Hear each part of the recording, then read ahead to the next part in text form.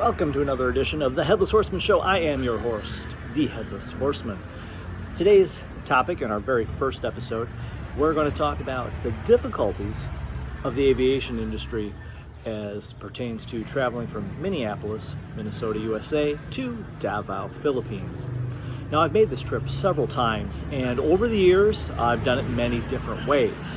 So we're going to go over each one and tell you exactly what the complications are with each one so that you can get a general idea as to how difficult flying actually can be. The first couple trips that I made here were the same route, essentially. Different airlines, but the same route. It was Minneapolis to Chicago O'Hare, to Seoul, to Manila, to Davao. Now, the complications here were both Chicago O'Hare and Manila. In both airports, the problem is essentially the same. It's changing terminals during your connecting flight. Manila has 4 different terminals. O'Hare basically has domestic and international. And when you change terminals at both airports, you have to go outside the security line, which means you've got to go back through security when you get to your other terminal again. And so that's just an extra hassle. And it's especially a hassle in Manila because there are multiple security lines, as there are in most Philippine airports.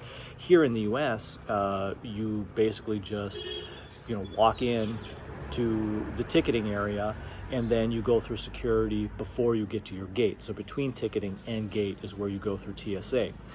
However, here in the Philippines, you go through security just to get into the ticketing area. Then you go through security again to get to the gated area. And then if you're departing on an international flight, you will go through a TSA level security. So 2 to 3 levels of security at any Philippine airport. And so that makes changing terminals extra annoying because it's not just one security check. It's like 2 or 3 more security checks to change terminals. Trip number 3 was Mrs. Horseman's immigration flight to the US. So this had some extra peculiarities to it. This time we were flying Minneapolis to Seattle to Tokyo to Manila to Davao.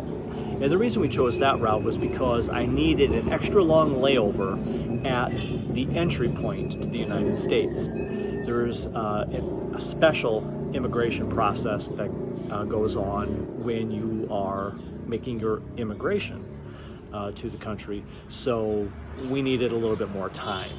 That process involves fingerprinting, some questions. You've got to turn over a sealed packet that came from the embassy in your country to immigration.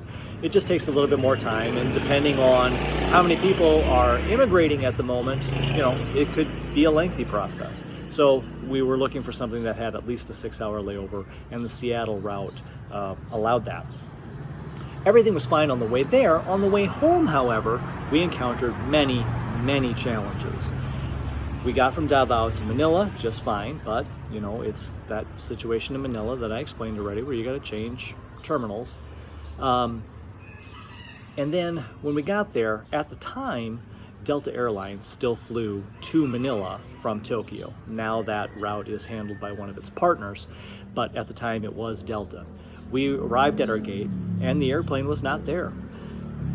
We waited a couple of hours. Finally, the airplane showed up, and that's when it was announced then that, the flight's going to be delayed because that air crew, they've reached their flight hours, and so they can't fly back now. They need the minimum statutory amount of rest, whatever it is, 12 hours or whatever. So we were going to be delayed about a half a day, it was. Well, that's fine, but then that means that we missed our connecting flight in Tokyo to Seattle. So they go through and they rebook everybody and they say, well, okay, so we're going to fly you to Tokyo, and then we're going to put you up in a hotel, and then we'll fly you to Seattle the next day. I said, well, I don't think that's going to work, and here's why. Americans are a little bit privileged, we'll say, in that we can fly pretty much to any country in the world. We can just show up, and it's okay. We're good to be there for 30 days generally, and we don't need special permission. Filipinos, on the other hand, don't have that same privilege. And so Mrs. Horstman needed a visa to be able to enter Japan to stay in that hotel for the night.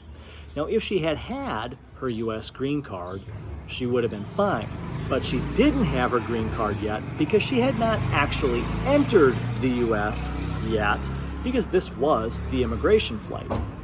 As such, we were not allowed to do so, so they had to reroute us a different way.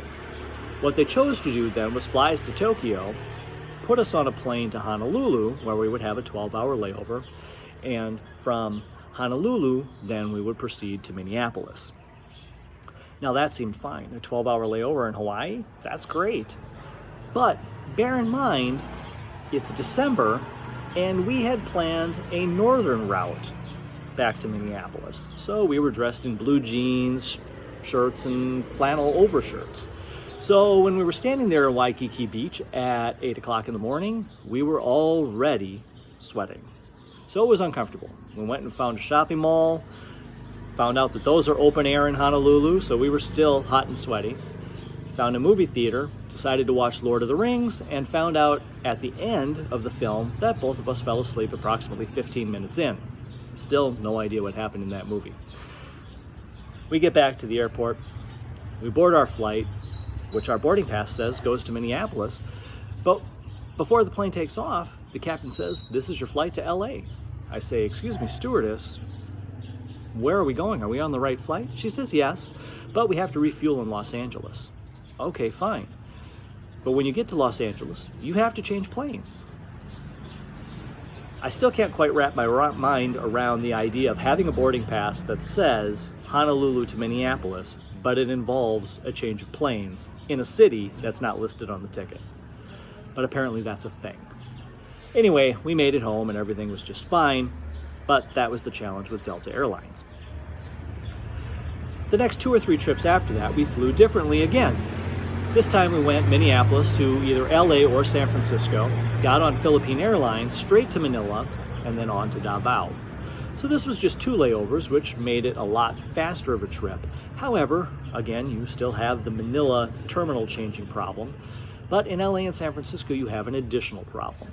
And that is, Philippine Airlines does not have any U.S. airline partners, so you can't just have your baggage tagged all the way through to your final destination. You have to actually pick it up in LA and San Francisco and recheck in to Philippine Airlines and then proceed on your trip. So, extra hassle. Not changing terminals this time, but you got to pick up baggage and go outside the security line then, recheck baggage, get boarding passes, and go back into security. So still essentially the same inconvenient problem. So this time, we thought we had it figured out. We're going to try to avoid changing terminals. We're going to avoid Manila. So I had looked at a flight that went Minneapolis to LA, to Taiwan, to Cebu, to Davao. This avoided Manila, and it was on Delta and one of its partners, so I wouldn't have to pick up my baggage in LA. It would be tagged all the way through to Cebu. I wouldn't have to pick it up until then, which is immigration anyway, so I was going to have to pick it up then no matter what. Thought it was great, $1,900. Ouch.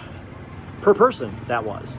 Typically we spend between $1,400 and $1,600 per person, so it was a little bit more, but this summer, Europe opened up last summer, post-pandemic. Asia is kind of opening up this summer, post-pandemic. So not all flights are available as they were before the pandemic. So things are a little bit more pricey. So I thought that was good. Well, Ms. Horstman said, no, that's 3 layovers. I want the 2 that I'm used to using Philippine Airlines.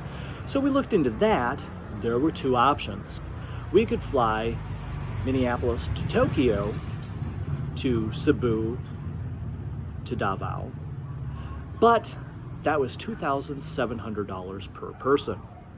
The other option was Minneapolis to Amsterdam to Singapore straight into Davao, $2,600 per person.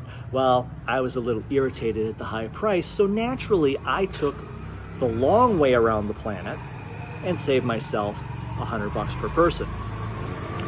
Everything was fine and dandy. I was looking forward to it because the perks of this one was that we were flying directly into Davao. We would go through customs there in immigration, and it's a super short line because there's only like 2 or 3 international destinations to Davao, so there's never a line at immigration. It works very slick.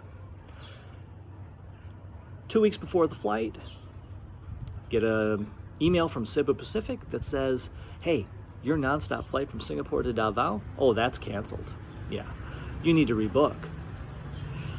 A little surprising, the nonstop service from Davao to Singapore has been going on for years. I've flown it before, so I was a little surprised that they decided to end that. But I go in to look at my rebooking options, and guess what?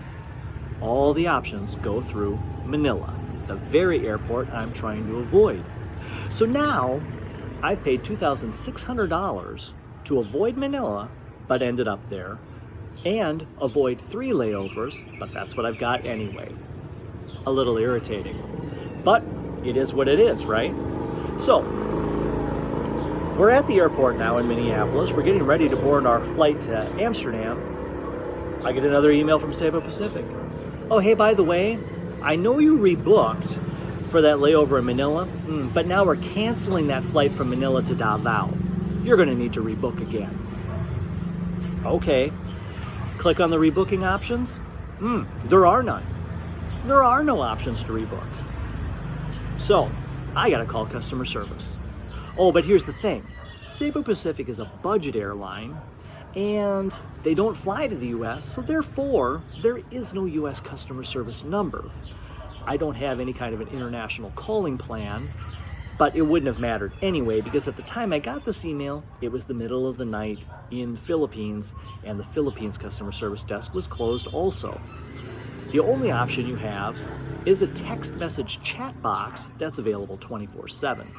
You go through the rigmarole, for the AI to try and help you without talking to a live agent. But once you finally figure out how to get to the live agent, then it tells you, oh, I'm sorry, all agents are busy.